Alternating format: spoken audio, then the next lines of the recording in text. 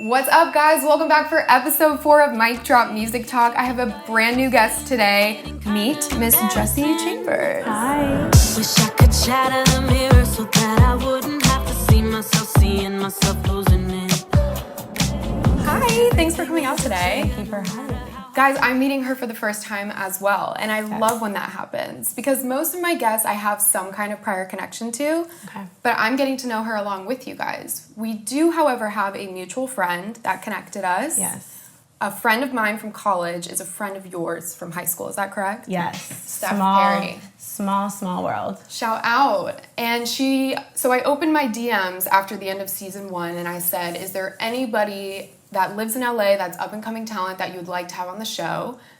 And Jessie got submitted. So congrats, you made it. Thanks. This is what I just moved to LA and this is what I am here to do. Just like have connections like this and, you know, be out here and create and meet new people. Yeah, but you're originally from Florida. You were somewhere else and now you're in LA. Yes. I was living in New York pre-COVID pandemic. And then I moved back home, like literally back home with my parents. And when the pandemic hit? Yeah. I actually went home March 6th for the weekend. Yeah, you're like, okay, well, we're going to ride it out here, see how it goes. No, not even. To visit. And then you're like, okay, no. Maybe March 8th, I think it was. Sunday, March 8th or something. Just to visit and never went back. Oh my gosh. Yeah, until I went back to move out of my apartment in New York. Were your parents absolutely not, or it was more your decision?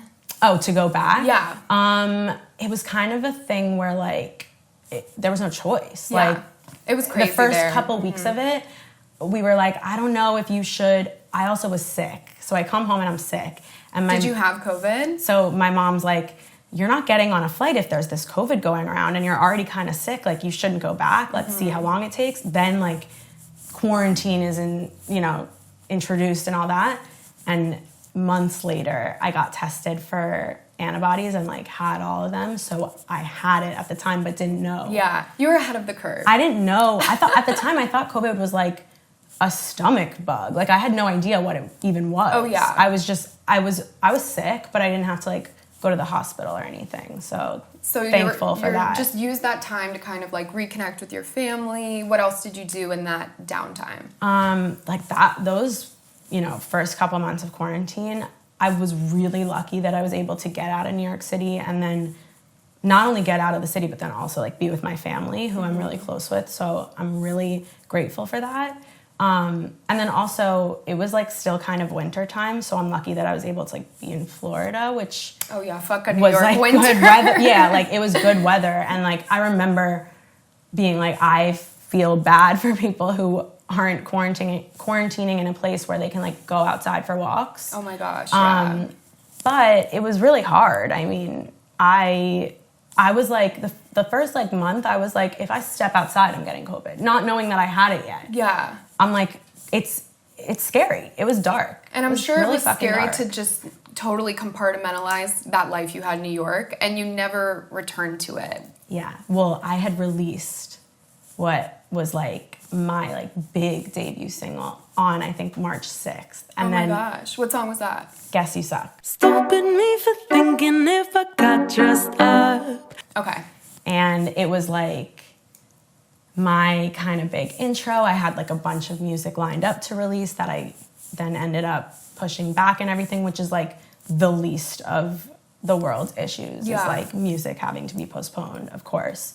But it was just kind of a mental change. I was really starting to get going in New York with releasing and writing and all that stuff, and hopefully scheduling some shows. I had 4 gigs lined up. It was, and then you get taken out of the whole thing, and like I said, I'm so lucky that I haven't lost anybody to COVID. Personally, I myself had it but wasn't sick enough.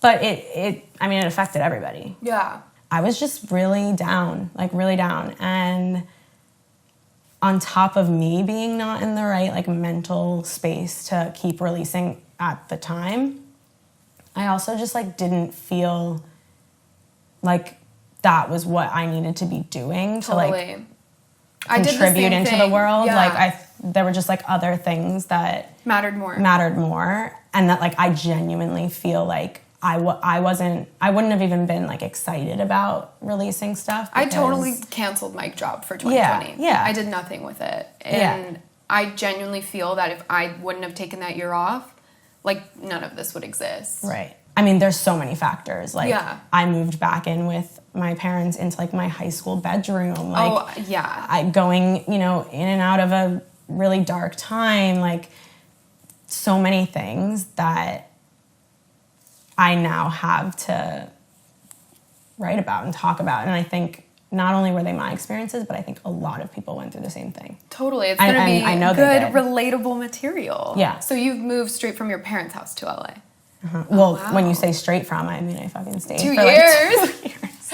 I know. But that was like you're not alone in that. I feel like they actually are calling us boomerang babies because we go out into the world and then we boomerang back into our parents' house. It's like a real term. Wow, I've never heard that. Yeah, because housing and the cost of living is just so expensive that a lot of people can't justify not living with their parents. They're like, if I'm going to get free housing and groceries and all these things that my peers are going broke for, why would I not? Well, that was a big factor of why I stayed for as long as I did.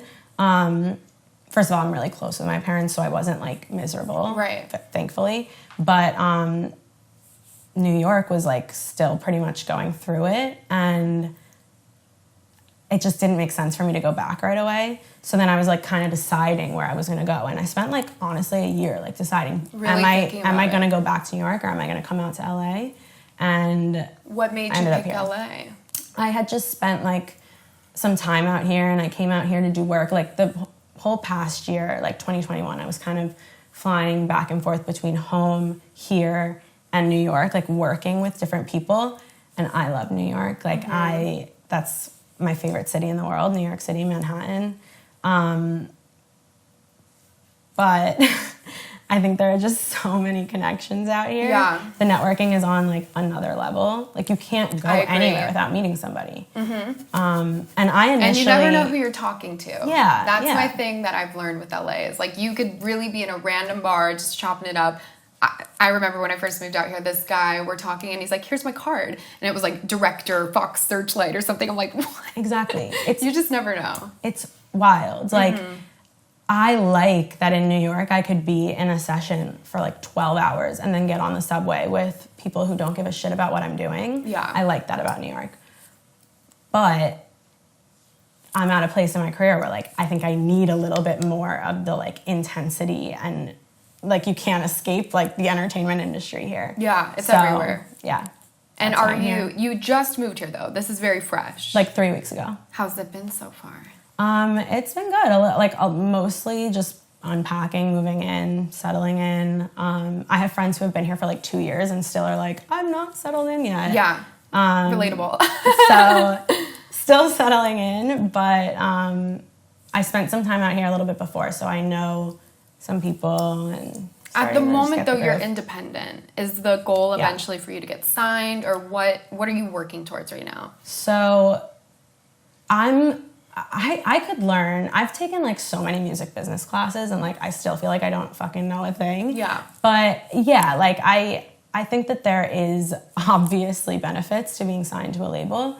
Now that we see so many people starting a career independently, there's a lot of interest in continuing to be independent and like not signing a label, because there are a lot of strings attached to record deals, advances. Everything is not what it seems. Yeah, like there's a lot for both sides. I think right now I'm interested in record labels and like signing a deal, but with social media, I mean, and this is like opening up the can of social media, but like it's awesome. It really is. Like as an independent artist, as any kind of artist, but like also especially as an independent artist, your big question is, how do I get my shit out to people who don't already know me?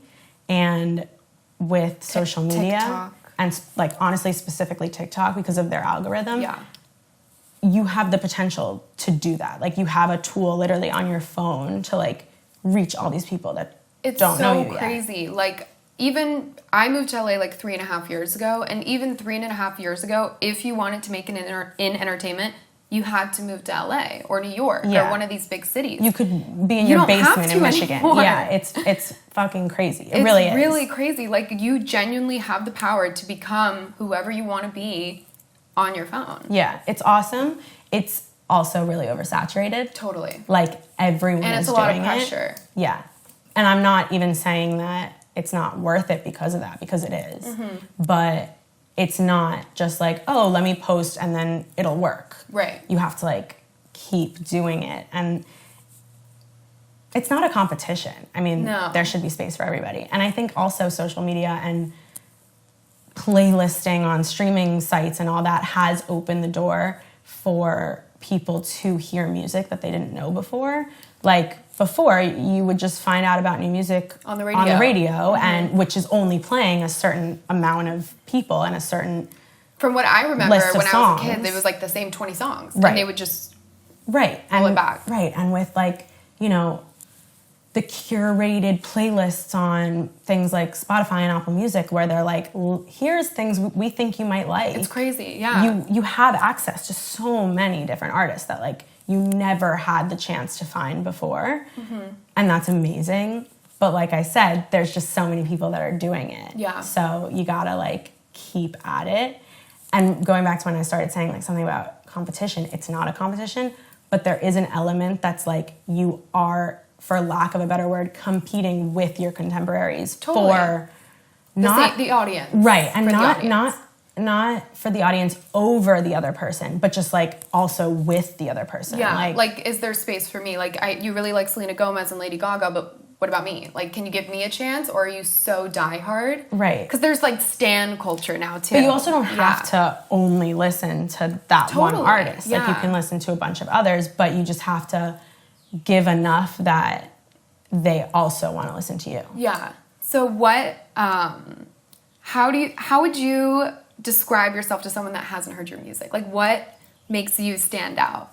So I am a pop bitch. Like I love a pop bitch. I've been wanting a pop bitch on the show. Yeah, we haven't really had a pop bitch. I'm a pop bitch.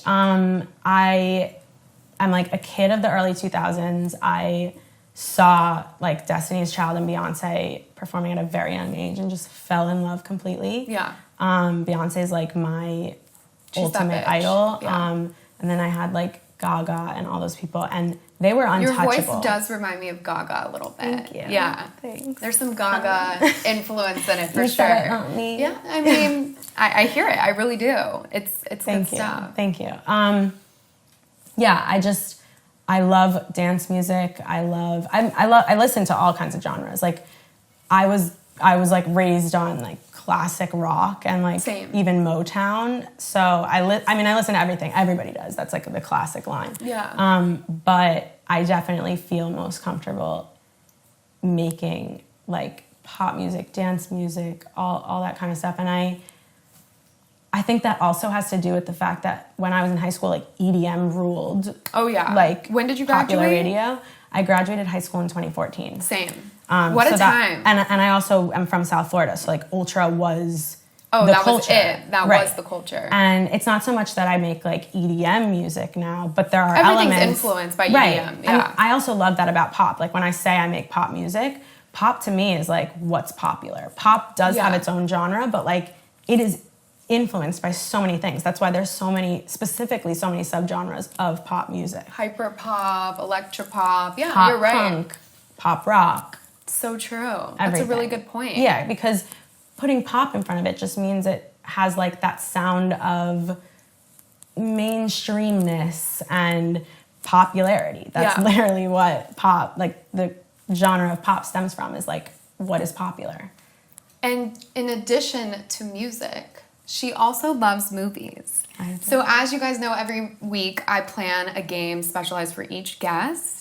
And I asked Jessie, I said, is there anything about you that we should know to help prepare for this game? And she said, I love movies.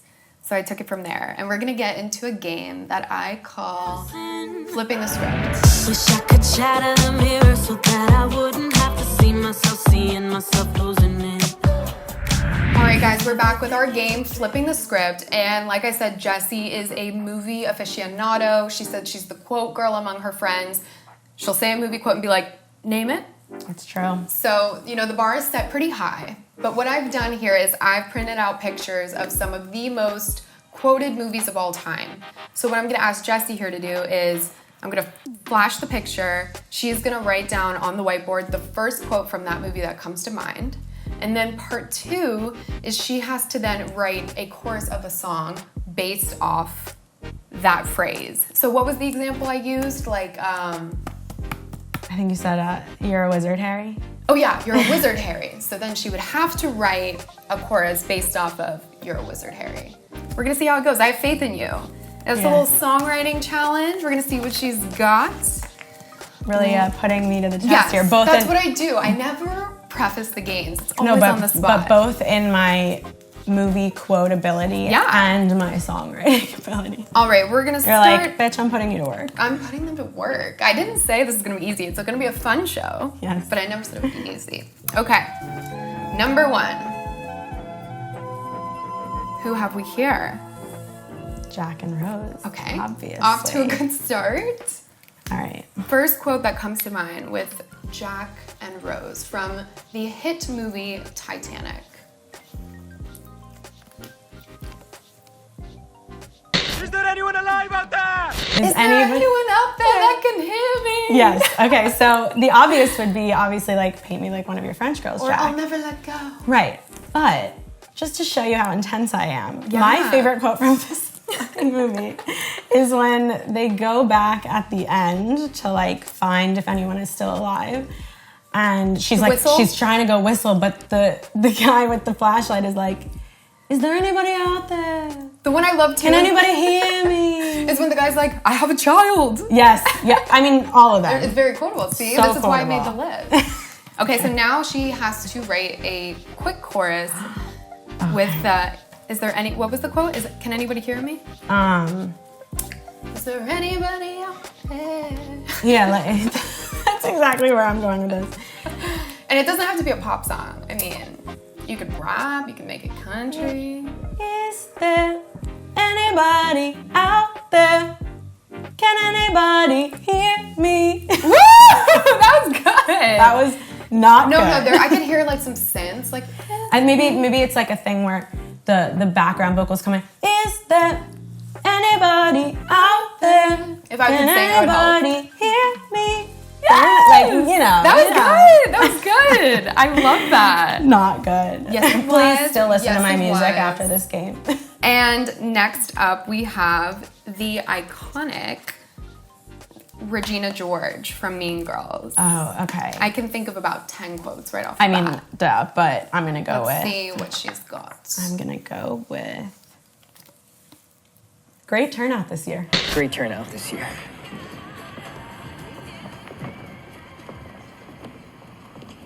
Wait, That you're picking the most obscure quotes on I love purpose. it. Like, I'm trying to prove that... I was gonna say "boo you whore." No, that's an obvious. Yeah. This is like when they go to the math competition, the math decathlon. the math decathlon, and he steps in and there's like 4 people in the audience and he goes, "Great turnout this year." How are you gonna write about the great turnout this year? Fuck.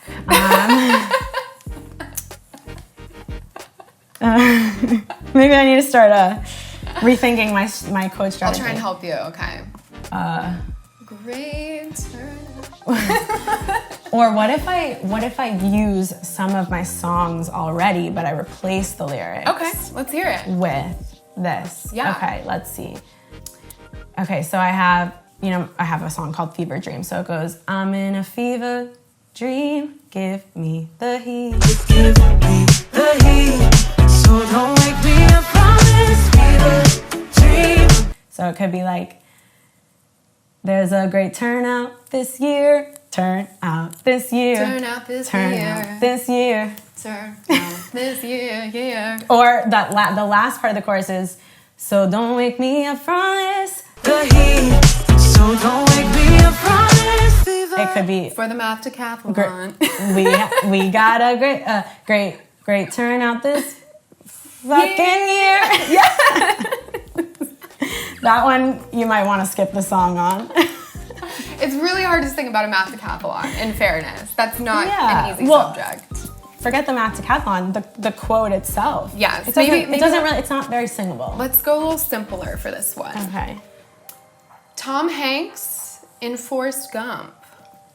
I was gonna do like the classic one of that, but I'm not gonna be able to write a song with that. So we'll go with Run Forrest Run. Run, Forrest, run.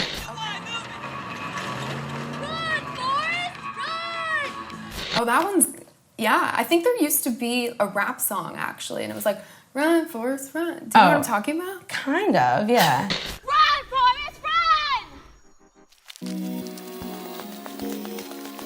Run it.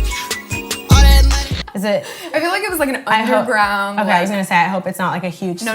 song, and I'm No. like, kind of. I think I've heard that, and it was like the It number was one actually song. by Kanye West. Yeah, it was like the number one song of like 2008. Okay, Run, Forrest, Run. Remix it. I honestly can't hear anything other than that song, Run, Joey, Run. Yeah. So I'm just like, Run, Forrest, Run, Forrest, Run. Like, that's all I can hear right now. Run. Yeah, no, I got it. Okay. I hear where your head's at. Okay. I mean, it's already a song. It's just called Run, Joey, Run. Yeah, easy. Okay, come on now with this one. Shrek. Oh, love. Iconic. Okay. Best animated movie of all time, I think. Um. And there's trying to actually think a of- lot of songs already in Shrek. Oh, the best. Great soundtrack. Fucking Phenomenal soundtrack. Like, raised us soundtrack. The issue is not coming up with the quotes, it's coming up with the right one. I mean, this is my favorite Shrek quote. Let's hear it.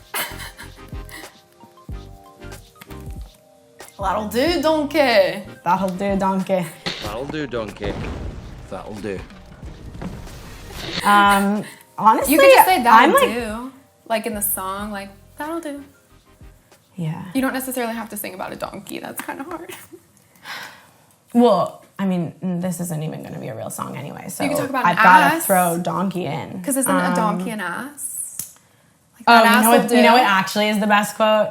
I'm a donkey on the edge. That's the best quote from Shrek.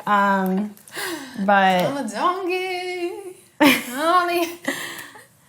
on the edge, hey, I'm a donkey What? What? on the edge. Woo! On the edge. Yes. Okay. Take us there. Last one. And you've been doing amazing, by the way. These are great. Thanks. We have to close out Lies. with a Hollywood classic since we are in Hollywood. The Wizard of Oz. Okay, so this is the one I'm freaking out a little bit about Yeah. because. Okay, this is one of my favorite movies of all time, Yes! and my upcoming project references The Wizard of Oz. The Wizard of Oz, like, heavily. Oh my gosh. Guys, I had no background on this either. I just picked a bunch of random movies and somebody may have been spying at my little pile and she saw that this card was on the top and she was like, oh, what is that? And I'm like, I can't tell you. It's classified. Yeah, like, I'm, like, weirded out that So that's one of the psychic. movies you chose out of all the movies in the world. Like, Yeah. It's meant to be. This is like maybe this is a sign that you're on the right track. No, this and is this like- was on the top of the pile. and this shit happens to me often where, like, I'll get a weird sign like that, and I don't... I believe in signs. Take it as a sign. I don't, like, follow astrology. Like, Yeah. I don't know any of it means. Claiming.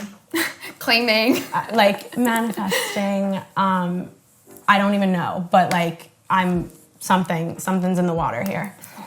Okay, I'm gonna go with My this psychic one, abilities are showing off today, I guess. obviously. There's no place like home. There's no place like home. There's no place like home. There's no place like home. Well, that one I feel like you could do something good with. I have one. Let's hear it.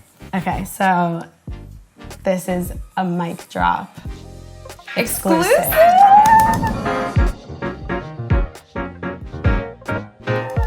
And I'm not going to tell you what it's part of, what it is. I'm just going to sing it. Let's do it.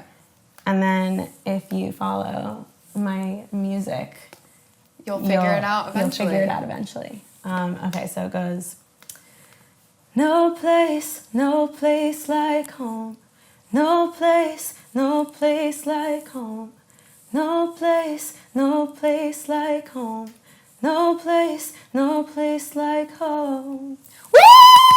That was beautiful. Thank you. You have such a nice, like, rasp in your voice. Thank you. That was gorgeous. Didn't she do amazing, guys? That was so much fun. Thank you. Thank you for so much fun. indulging me. Oh my God, of course. I love this shit. So we got a little preview of her upcoming project. Give us some more details on that. When can we expect it? Are you releasing singles, or it's all a little open-ended at the moment? I honestly can't say, but I can say that I have started teasing a single on TikTok.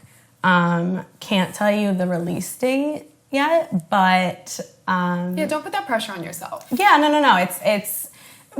Honestly, like, it's exciting to be secretive. Like, it makes me. Yeah, there's a little I'm sure allure. other artists feel this way. Like, it makes you feel like you have something that people want, even if no one is like waiting for me to reveal this. I'm like, I'm not telling you yet. Like, it's like, I feel like if I was an artist, I would do so many like cryptic clues. like I'm gonna fake it till I make it. Like, I'm gonna act like I have a Taylor Swift fan base decoding everything I say until I actually have I'm so happy that you the said Taylor that. Swift fan base decoding everything I say. Because that is I think truly that is the only way you're gonna have success, is if you already act like you have a million people watching. Yeah, it's like, 20% talent, 80% delusion. Yep. And persistence. That's something that I noticed really early on when I moved to LA. I'm like, I genuinely feel like it's not the most talented or the most connected or the most beautiful people. It's who's willing to stick it out.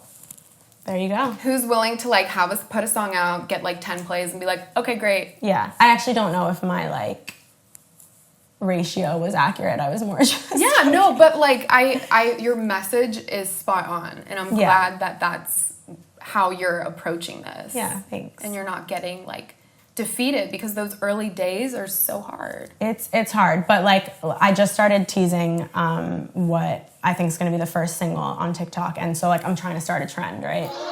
Confident. Since when did you make me the opposite?